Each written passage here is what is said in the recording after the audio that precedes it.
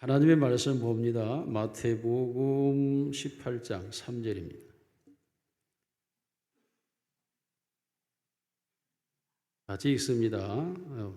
3절 같이 시작.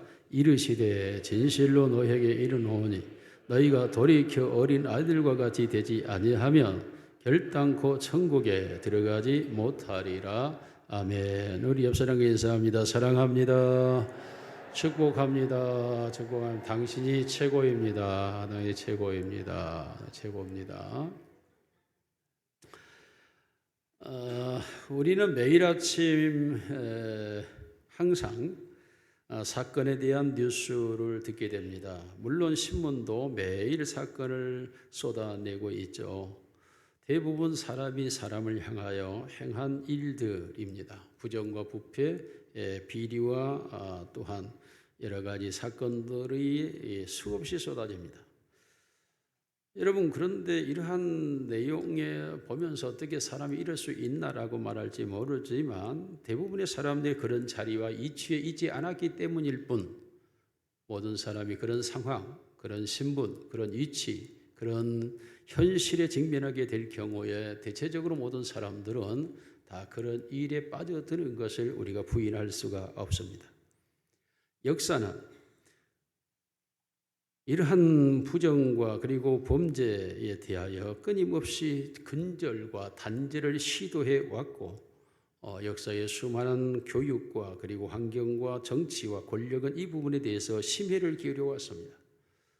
심지어 우리 국가에는 한때는 범죄와의 전쟁을 선포하면서까지 범죄 없는 나라를 만들겠다라고 나섰던 통치자도 있었습니다.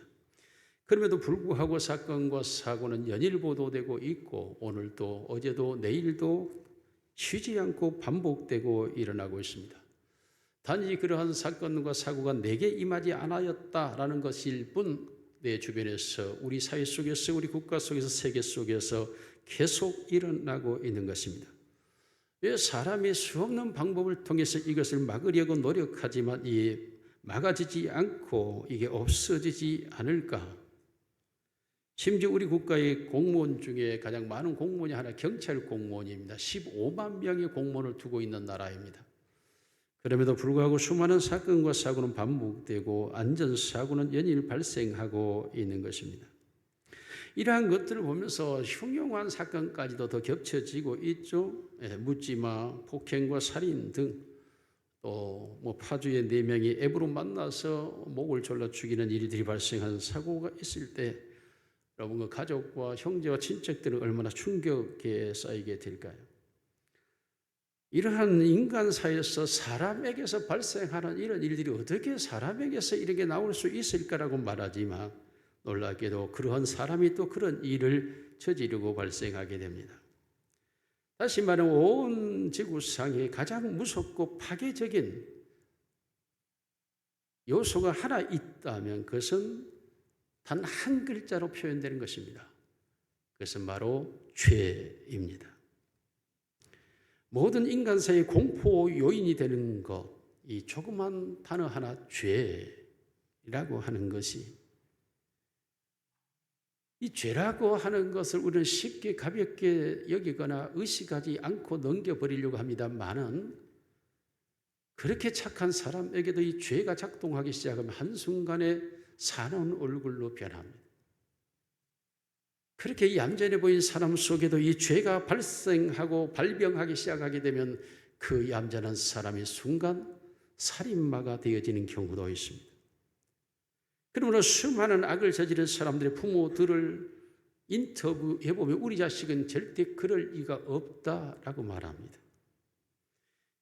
도무지 있을 수 없는 일들이 사람에게서 발생하고 일어났다라는 것입니다. 근데 여러분 그 죄를 그렇게 쉽게 볼 것이 아닙니다. 모든 인간에게 동일하게 적용됩니다만 이 죄라고 하는 것이 들어가게 되면 인간의 본성을 뒤집어 버립니다. 죄라고 들어가면 인간 생활의 내적 조화가 완전 부조화로 이루어져 버립니다. 인간으로부터의 그 고귀함과 아름다움과 그리고 영광스러움을 한순간에 박탈해버리며 처참과 부끄러움, 비참함으로 내몰아 던져버립니다. 이 죄는 마귀의 사슬에 얽매여 있는 것과 같습니다. 이 죄가 모든 정신 이상과 모든 질병과 모든 파괴와 모든 절망과 모든 분노와 모든 악에 기초하고 있습니다. 죄는 인간의 두뇌에 들어가면 두뇌에 광란을 일으킵니다.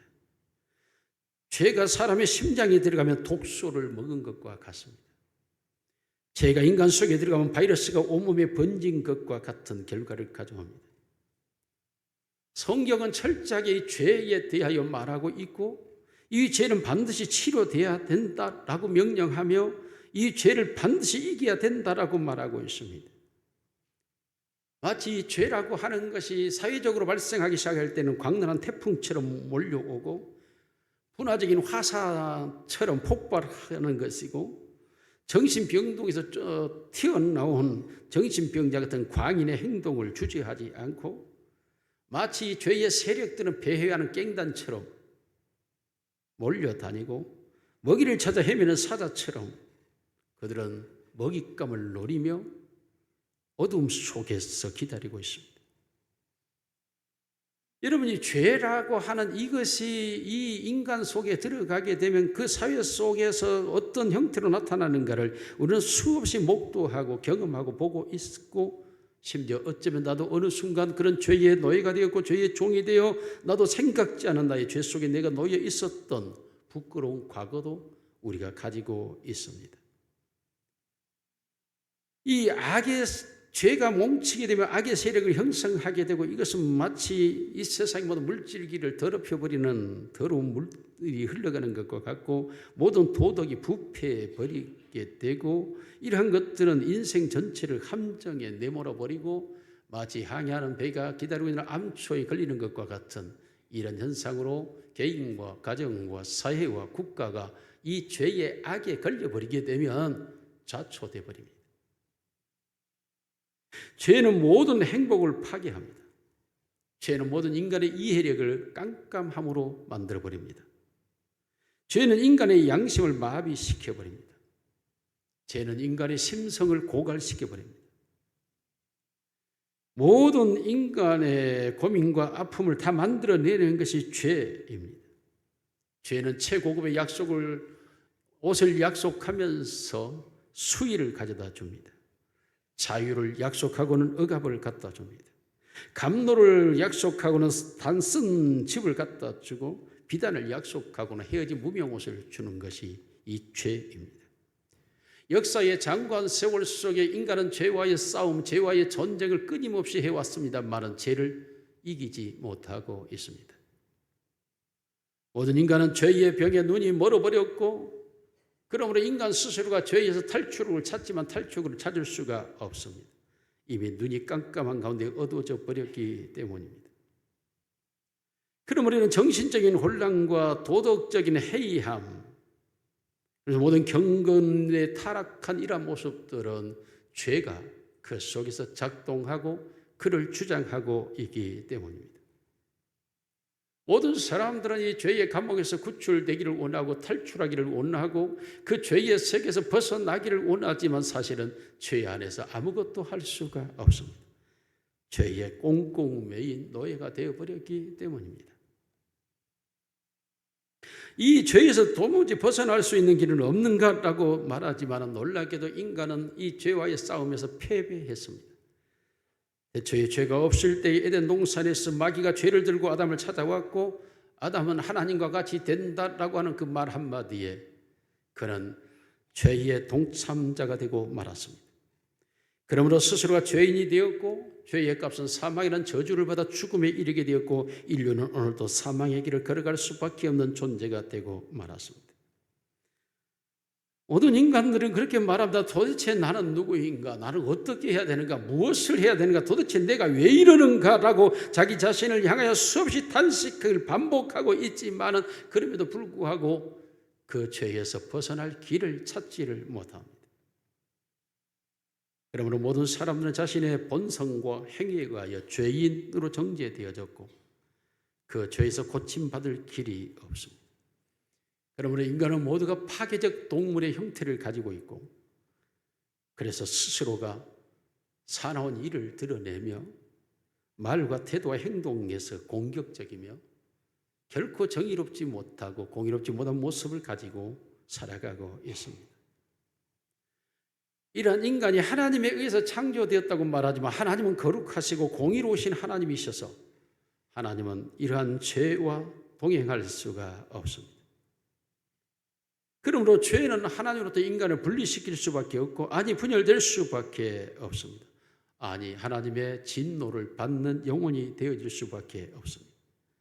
이미 지성적으로 도덕적으로 인격적으로 모든 죄가 그를 지배하고 있기 때문에 인간은 하나님께로 돌아갈 수 없고 돌아갈 수 있는 길을 찾지도 못하고 알 수도 없고 하나님을 발견하지도 않고 하나님을 의식하지도 않습니다. 인간은 바로 이런 형태에 처했습니다. 여러분, 도무지 인간인 인간의 모습을 가지지 않고 있으면서도 인간처럼 생각하지만 그러나 모든 일의 사고방식은 여전히 죄 아래 있습니다. 어떻게 해야 할까? 오늘 성경에 예수님께서 이렇게 말합니다. 너희가 돌이키지 않으면 천국에 들어갈 수 없다 라고 말합니다. 죄의 길에서 반드시 돌아서지 않고는 천국은 없다라고 말합니다. 이 본문의 내용에서 재미있는 얘기가 있죠. 바리새인들이 예수님을 찾아왔습니다. 그리고 너희 선생 예수를 위해 세금을 내지 않느냐라고 말합니다. 세금을 누구에게 내는 거냐 하니까 왕에게 내는 것이라고 말합니다. 예수님께서 제자들에게 묻습니다. 내는 것이 맞느냐? 맞다고 말합니다. 그럼 베드로야, 너가 가서 낚시질하면 고기를 잡으면 그 고기 입에서 한 세겔이 나올 테니 그것을 왕에게 갖다 바쳐라 라고 말합니다. 즉 예수님의 세금을 내라는 것이었습니다. 그때에 이 제자들이 오늘 본문은 그렇게 시작됩니다. 그때에 제자들이 예수에게 나와서 그러면 천국에서는 누가 큰 자입니까? 라고 묻습니다. 누가 큰 자입니까? 라고 물을 때 예수님께서 그렇게 말합니다. 여기 서 있는 이 어린 아이와 같이 너희가 돌이키지 아니하면 천국에 갈 수 없다 라고 말씀합니다. 누가 큰 자냐? 그렇습니다. 오늘도 우리의 죄는 항상 우리 속에서 누가 큰 자냐 라고 말합니다. 오늘 본문 말씀을 통해서 돌이키지 않으면 천국에 갈 수 없다라는 사실을 기억하면서 죄에서 돌이키셔야 될 줄로 믿습니다. 죄에서 돌아서야 된다라는 것입니다. 이 엄청난 죄에서 우리가 돌아서지 않고는 결코 우리에게 소망이 없습니다. 내가 어디에서 시작할 것인가, 무엇에서 시작할 것인가, 어디가 탈출구인가라고 말한다면 오늘 예수님의 말씀을 기억해야 됩니다. 돌아서야 된다. 돌아서야 된다. 너희가 돌이켜 어린아이와 같이 되지 아니하면입니다. 지금 여기에 제자들은 무슨 생각을 가지고 있으니까 누가 큰 자입니까? 여러분, 남성들은 항상 누가 더 큰 자냐에 다툼을 가집니다. 그래서 군대에서 수없이 경험했던 이야기들을 말하는 이유가 무엇입니까? 내가 더 용감했고, 내가 더 많은 전투적 경험이 있고, 내가 더 많은 훈련을 받았고, 결국 내가 더 얼마나 용맹했고 용감했는가에 대한 자랑, 즉 누가 큰 자냐입니다. 여성들도 누가 더 큰 자냐의 싸움에서 결코 지지 않습니다. 미모를 가지고 몸매를 가지고 환경을 가지고 끊임없이 누가 더 큰 자냐? 누가 더 큰 자입니까? 놀랍게도 이것은 죄입니다. 죄에서 돌이키지 아니하면, 즉 큰 자의 의식에서 너가 돌아서지 아니하면 너에게는 천국이 없다입니다. 큰 자라는 의식을 너가 버리지 않는다면 너는 천국은 들어갈 수가 없다입니다. 여러분, 여기 서 있는 어린아이를 한번 돌아보십시오. 이 어린아이가 자기가 큰 자라고 생각을 하겠습니까? 어른들 사이에 있는 이 조그만 어린아이가 자기가 큰 자라는 의식을 갖겠습니까? 이 어린아이가 여기에서 지금 당시에는 어린아이를 사람 취급도 받지 않는데 그 아이가 그 속에서 어떤 의식을 가지고 있었겠습니까? 예수님께서 이 어린아이의 의식으로 너가 돌아가지 않는다면 너에게 천국은 없다라고 말하고 있는 것입니다. 물론 세상을 우리에게 부추기죠. 스펙을 통해서, 자격을 통해서, 실력을 통해서 우리 자신이 누구인가라는 사실을 드러내도록 끊임없이 부추기고 있습니다. 그러나 이런 부추김이 결국 우리의 죄를 작동하게 되고 그 죄 속에서 내가 크지 않으면서 큰 자처럼 여기려 하고 큰 자의 실력도 아니면서 큰 자의 실력인 것처럼 꾸미려 하고 이러한 나의 이선되고 거짓된 내 모습이 바로 죄가 내 안에서 작동하고 있는 이유라는 사실을 놓치고 있다는 것입니다. 다시 말하면 죄가 내 안에서 주인 노릇을 하고 있음에도 불구하고 끊임없이 죄에서 죄의 세력을 멸하였다고 말하지만 여전히 죄에 붙잡혀 있는 이상은 내가 돌이킨 자가 아니요 돌이키지 않고는 천국에 들어갈 수 없다라고 말하는 것입니다.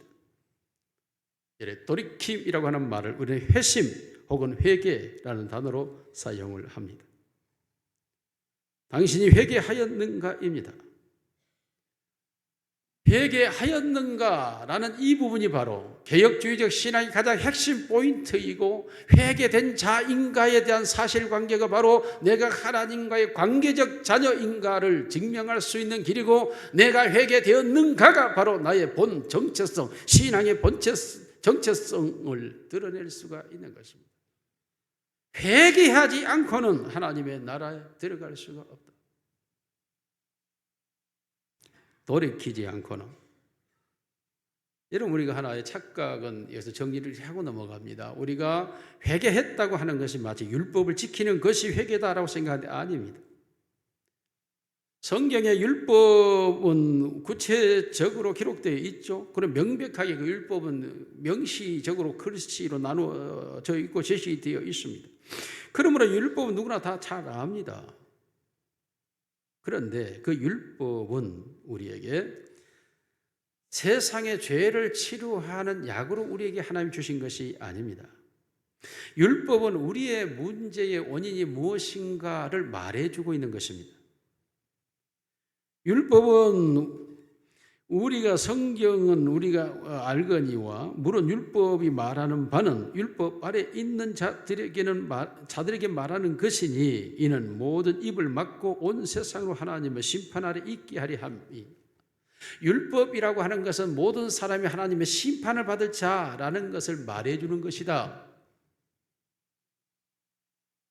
그러므로 율법 앞에 가면 인간의 불의가 낱낱이 드러나고 인간의 죄가 무엇인지 가르침을 받게 되고 인간의 나약성이 어떤 것인지 드러나게 되고 그 율법을 보게 되면 나의 모습이 어떤 모습인가를 우리가 알게 되는 것입니다.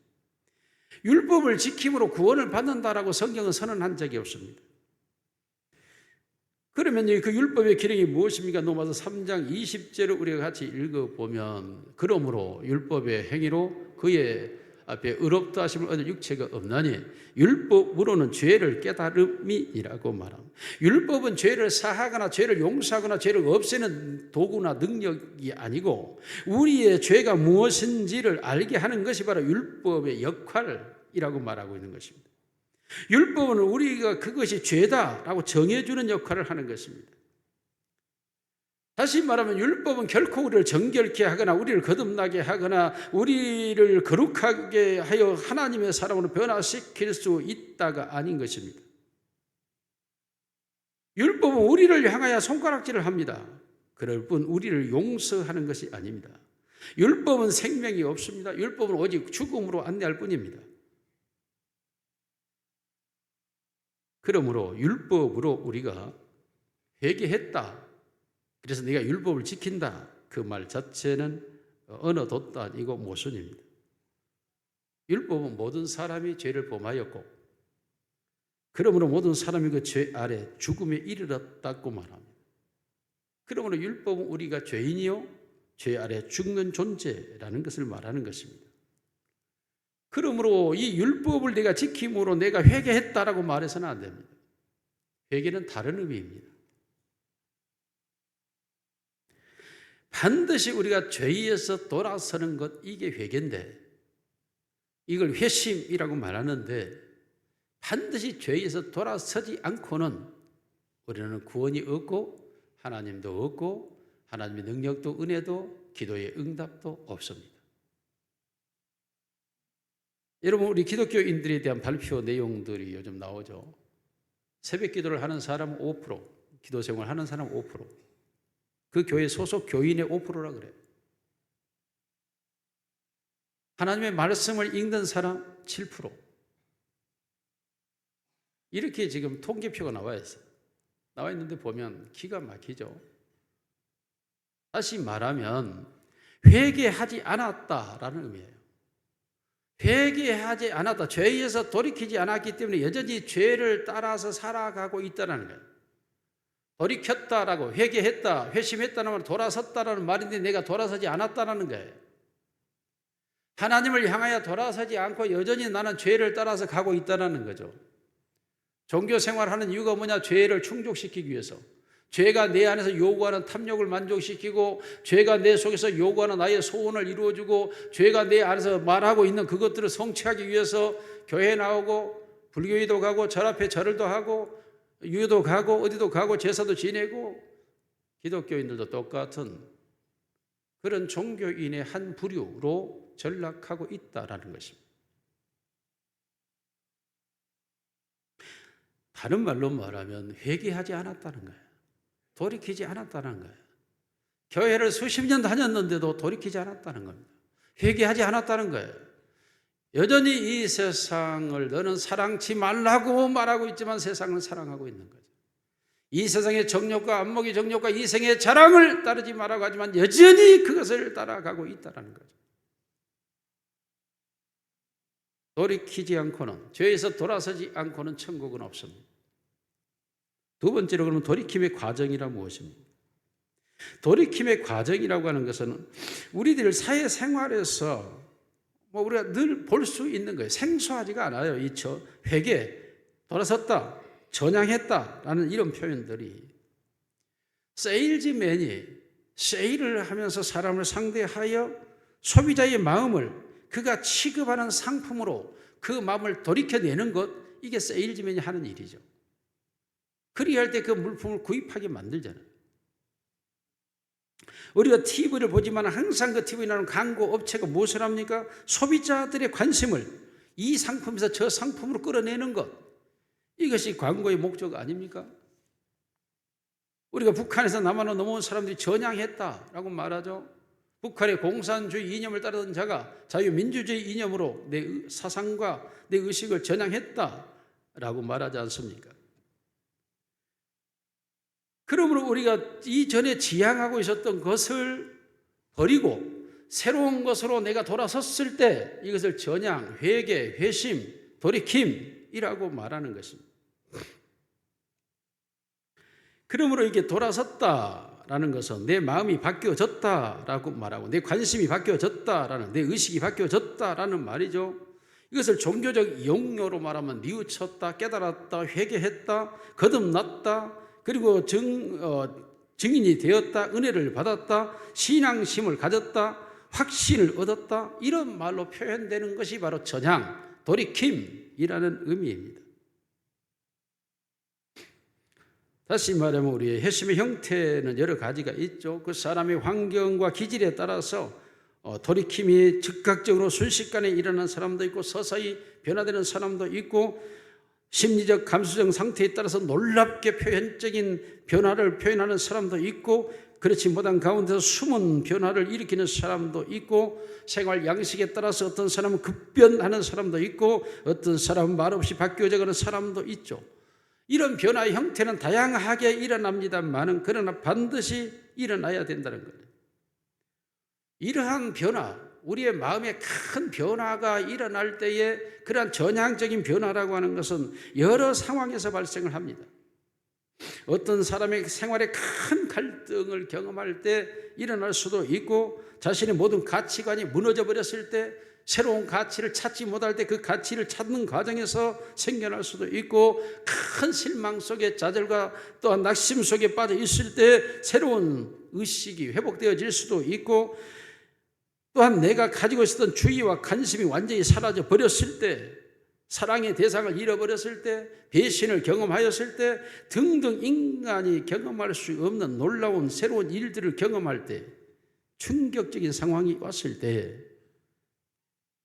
이것이 비극적인 순간일 수도 있고 놀라운 축복의 순간일 수도 있고 견딜 수 없는 고독과 외로운 상황일 수도 있지만, 이런 상황에 인간의 의식 세계가 한번 뒤집어지면서 새로운 세계를 향하여 열려지는 상황, 이때 우리는 성경적으로 말하면 성령께서 그의 눈을 열어 보지 못한 걸 보게 하고 그 마음을 열어 알지 못한 걸 알게 하고 그의 귀를 열어 듣지 못한 걸 듣게 하였다. 성경은 그렇게 표현을 합니다.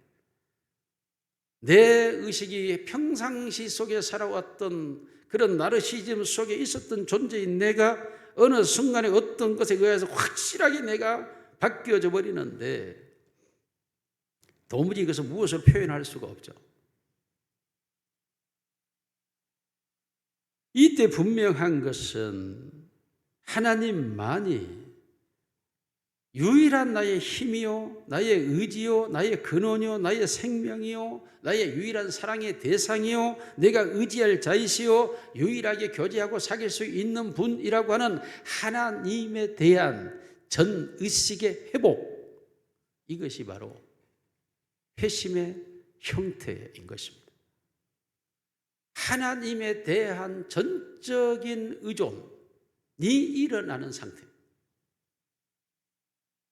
이전에는 내가 내 힘으로 살아갈 수 있다고 생각했는데 아니, 하나님이 아니고는 살 수가 없다라는 의식.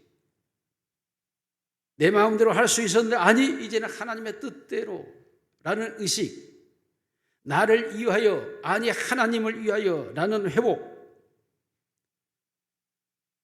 이러한 상황으로 내 자신이 돌아서는 것, 이런 상황이 일어나는 것이 순조롭게 일어날 수도 있지만 풍성한 하나님의 축복 속에 일어날 수도 있고 그 형태 또한 여러 가지이죠. 또한 어떤 사람들은 교회 생활을 오래 다니다가 교회에서 가르치는 말씀을 통하여 때로는 예배를 하다가 기도를 하다가 말씀을 듣는 중에 하나님이 자기의 심령 속에서 역사하시는 것과 같은 놀라운 감동과 감격과 경험이 일어나면서 진정한 회개의 자리에 이를 수가 있습니다. 물론 이러한 자각이 일어날 수도 있고 자각이 없을 수도 있지만 분명한 것은 내가 하나님에 대한 의식이 완전히 새롭게 형성되어 버린 상태입니다. 이전에는 하나님이 없습니다. 모든 인간의 의식 속에 자기가 존재합니다. 자기를 의식하는 존재 속에서 자기만을 위하고 자기를 위하여 자기가 삶을 살아가는 것입니다. 그런데 자각이 있었는지 없었는지는 모르지만 또한 내게 어떤 일이 발생했는지 안 발생했는지 알 수도 없지만 분명한 것은 기억이 없을 수도 있지만 분명한 것은 내 의식 속에 하나님이 나의 모든 것의 모든 것이라고 하는, 그리고 내 모든 것이 하나님을 향하여 있는 이러한 의식으로의 대전환이 내게 일어나 버리는 것, 이것이 바로 회심, 회개라는 것입니다. 이러한 상황으로 발생되어져 가는 것을 우리는 도무지 어떻게 이런 일이 일어났지? 라고 생각할 수도 있겠지만 분명한 것은 그 현실이 내 안에 일어났고 나타났고 분명해졌다라는 것, 이것을 부인할 수가 없습니다. 이것이 회심의 과정이에요. 이것이 철저하게. 그러면 그 회심의 모습이 뭐냐? 세 번째로 돌이켜진 모습은 뭐냐? 성경적으로 보면 이 회개의 수동적인 상태는 깨닫고 뉘우치고 결단이죠. 그러나 긍정적인 측면에서는 하나님을 향한 믿음과 그에 대한 순종과 그를 향하여 감사가 수반되는 것이라고 정의를. 그러니까 적극적으로는 하나님을 향한 전체적인 믿음 속에서 그분의 뜻에 순종하면서 그분에게 감사하는 사실로 들어가는 것입니다. 오늘 본문에 내가 천국에 들어가려면 돌이키지 않으면 안 된다고 말했습니다.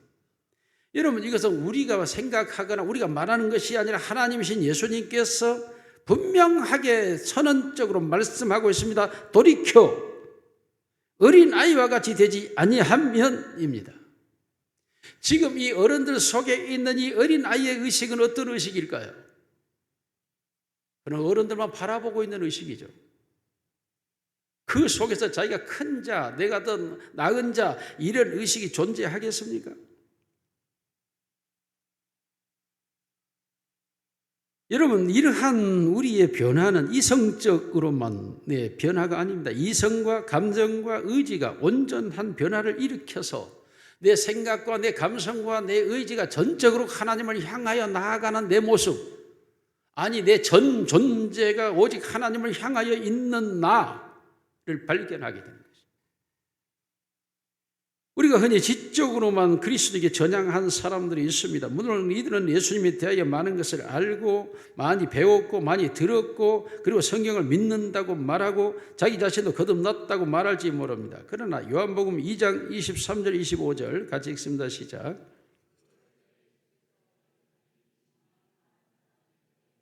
그의 행하시는 표적을 보고 그의 이름을 믿었으나 예수는 그의 몸을 그들에게 의탁하지 아니하셨으니 이는 전혀 모든 사람을 아심이요 또 사람에 대하여 누구의 증언도 받으실 필요가 없었으니 이는 그가 친히 사람의 속에 있는 것을 아셨음이니라. 그 사람들이 예수를 믿는다라고 나왔지만 예수님은 그들에게 자기를 의탁하지 않습니다. 왜요? 그 사람 속에 들어있는 게 무엇인지를 알고 있는데 그 사람들 속에 들어있는 예수의 그 이름을 그들은 믿었다. 즉 예수가 우리를 죄에서 구원할지다 라는 동의를 했다라는 동의를 했지만 예수님은 그들의 그 지적인 믿음을 받아들이지 않고 인정하지를 않았다라고 말씀하고 있습니다. 마음을 아시기 때문에 의탁하지 않았다는 그 마음이란 마인드예요. 그들의 이성, 생각입니다. 여러분 생각의 전환과 그 마음의 전환은 전혀 다릅니다. 지적인 동의와 영혼의 동의는 다릅니다. 전적인 회심과 일부 내가 회심했다고 생각하는 것과는 전혀 다릅니다. 우리의 생각을 가지고 내가 예수를 믿었다라고 말하는 이 지적으로만 우리의 신앙은 존재하지 않습니다. 우리가 또한 그리스도에게 전향했다, 회개했다라고 말하면서 예수 그리스도를 통하여 내가 구원받았다는 감성적 경험, 또한 감격적인 어떤 기쁨, 어떤 희열도 존재할 수 있습니다. 그러나 우리가 그 지적인 동의와 감성적 경험만 가지고도 온전히 그가 회심했다라고 말할 수가 없습니다. 분명한 것은 나의 생각과 감성과 의지가 온전히 예수 그리스도를 나의 구주로 영접하였고 그가 나의 주인이요 나의 하나님이요 나의 왕이시요 그가 나의 모든 것의 모든 것이라고 하는 존재적 전체적 자아라 인정되어지는 그 상황이 성경의 표현으로는 나는 죽고 내 안에 그리스도께서 사신 것이니 이렇게 표현을 하는 것입니다. 나는 완전히 내 자신의 지성과 감성과 의지 자체가 오직 예수 그리스도의 것으로 바뀌어져 버리는 상태. 이것이 나는 죽고 예수가 산 것.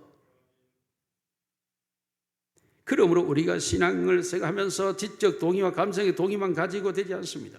습관적인 행위를 가지고 내가 그리스도인이라고 말할 수가 없습니다.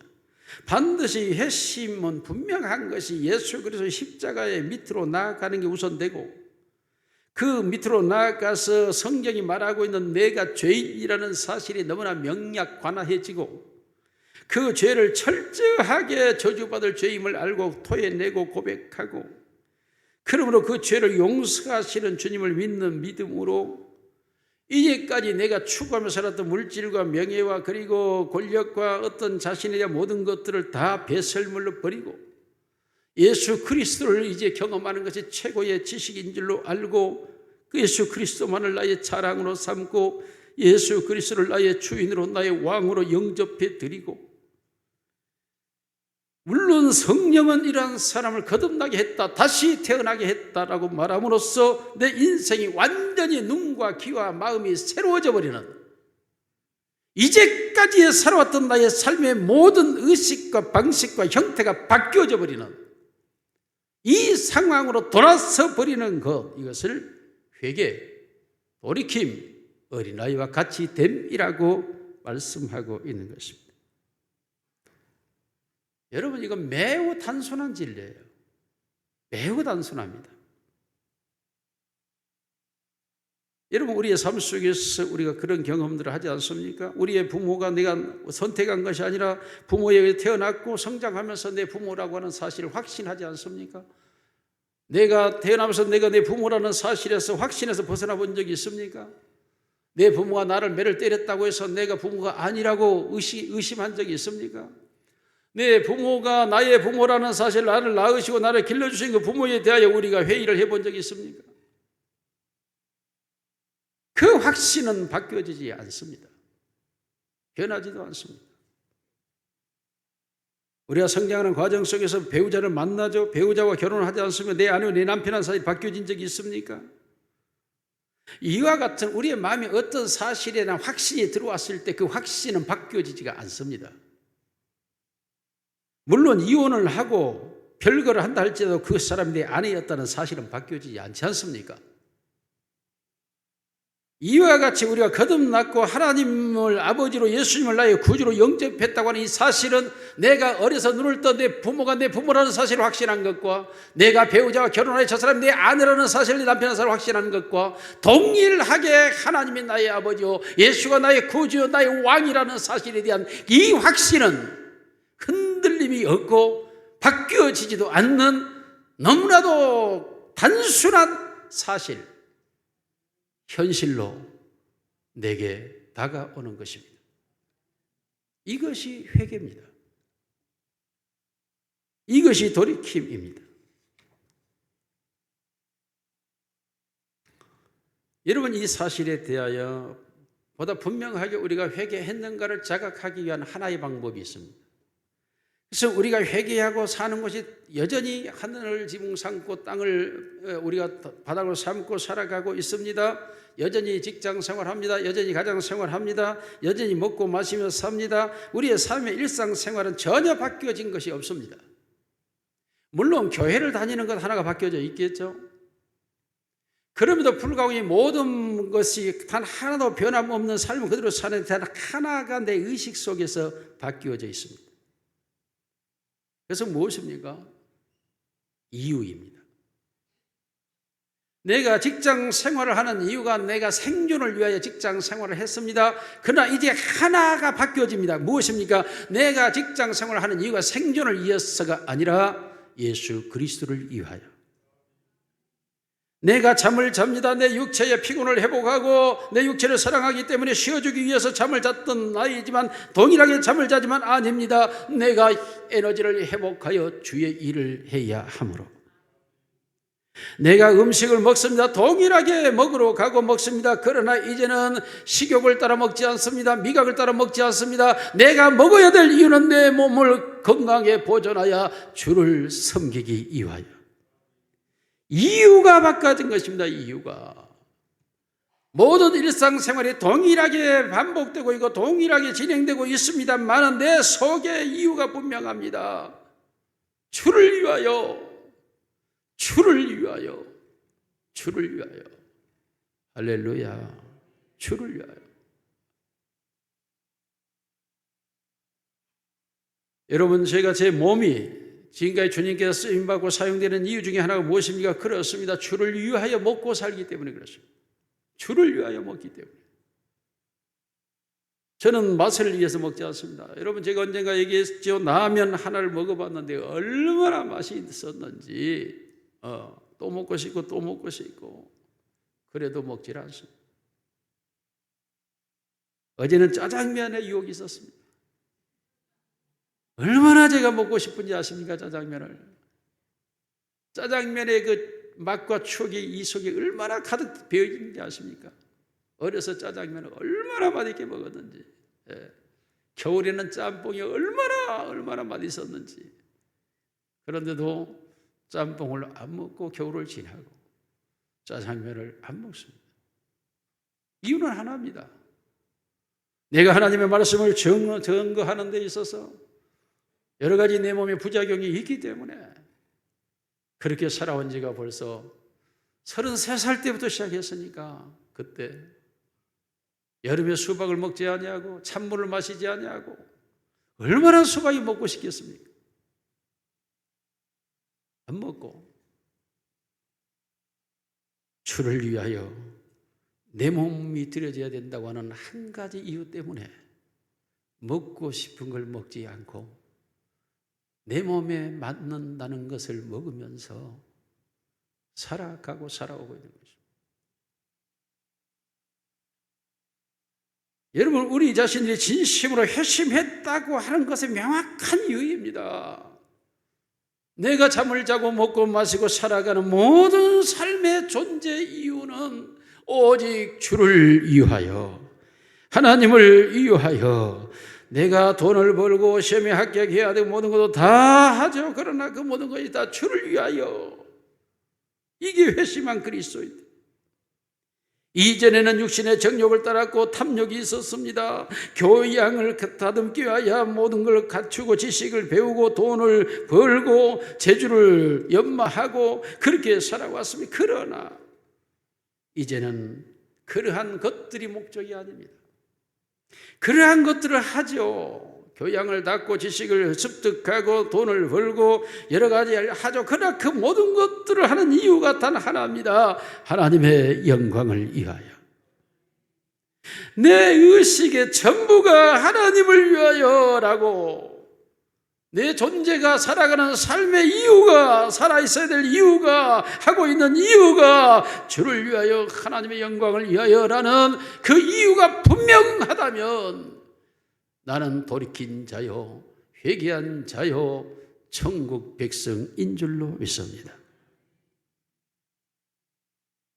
그러므로 회개라고 하는 것은 그 사람이 하고 있는 모든 일의 이유를 들여다보면 제가 회개했는지 하지 않았는지를 그냥 알 수가 있어요.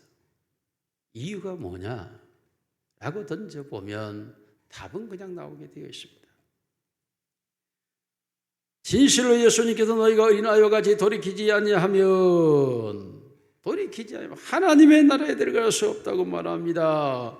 우리가 죄에서 돌아섰다라고 하는, 회개했다라고 하는 것은 무엇입니까? 실제적인 모든 생활에서 이제는 지난날에 나의 의를 추구했던 자가 주의 하나님 나라의 의를 추구하게 되는 것입니다. 이제는 전에는 자기의 목적을 위하여 불의를 서슴지 않던 자가 의와 선을 추구하며 살아갑니다. 이제는 자기의 물질과 그리고 탐욕과 자기의 향욕과 정욕과 자기의 교만을 추구하며 살았던 자가 희생과 헌신과 주님의 나라와 그 영광과 그 뜻을 이루기 위하여 살아갑니다. 하나님의 나라를 위하여, 하나님의 영광을 위하여 자기 자신이 헌신과 봉사하는데 주저하지 않고 순종과 그리고 겸손하고 나아가는 일에 멈추지 않습니다. 돌이킨 자의 모습이라고 하는 건 자기도 알 수가 없습니다. 내가 왜 이렇게 되었는지 알 수 없지만 돌아보면 지난날에 자기를 위하여 살았던 나의 모습은 다 온데간데 없이 사라져 버렸고, 내가 존재하고 살아가는 이유가 주를 위하여 살아가고 있는 나의 의식과 내 자신을 바라보면서 그제서야 내가 이렇게 바뀌어져 있구나 라는 사실을 알게 되는 것입니다. 사랑하는 성도 여러분, 죄를 향하여 살아갔던 우리의 모습이 돌아서야 합니다. 오직 하나님을 향하여 살아가는 삶으로 방향이 바뀌어져야 될 줄 믿습니다. 그리고 오직 예수 그리스도 우리에게 주시는 십자가의 은혜의 그 공로 피공로를 의지하여 내가 참 하나님의 자녀됨을 기뻐하며 감사하고 감격하면서 하나님의 영광을 위하여 사시기를 주님의 이름으로 축원합니다. 오늘 우리 사목의 모든 성도들은 돌이켜 천국에 들어가는 회개의 한 자, 하나님의 자녀가 될 줄로 믿습니다. 한 생명도 낙오됨이 없이 모두가 구원에 이르기를, 아직도 회심이 되지 않는 자가 있다면 하나님이 반드시 회심시켜 자기도 모르는 사이에 돌아서 있는 자기의 모습을 보는 은혜가 있기를 주님의 이름으로 축원합니다. 살아계신 아버지 하나님 감사합니다. 오늘 또 돌이켜 천국에 이르는 주의 백성 되게 하옵소서. 나도 모르게 내 의식이 변화되어 있기를 원합니다. 내가 살아가는 이유, 존재하는 이유가 오직 주를 위하여 라는 의식으로 내 안에 충만하게 하옵소서. 우리 아버지 하나님, 이 시간도 하나님의 성령의 충만함으로, 말씀의 능력으로, 하나님의 권세로 옷 입혀 주시옵소서. 육을 따르지 아니하고 영을 따르게 하옵소서. 오직 주의 도심을 따라 살아가는 내 모습이 되게 하옵소서. 아버지 하나님, 이 시간 나를 변화시켜 주시옵소서. 주여, 내가 주의 것 되기를 원합니다. 세상에 썩어 없어질 것에 마음 두지 않게 하시고 영원한 그의 나라의 영광의 상급을 바라보며 오늘을 살아가게 하옵소서. 진정한 회개자가 되는 사모교회 모든 성도 되게 하옵소서. 우리 구주 예수님의 이름으로 기도드리옵나이다. 아멘.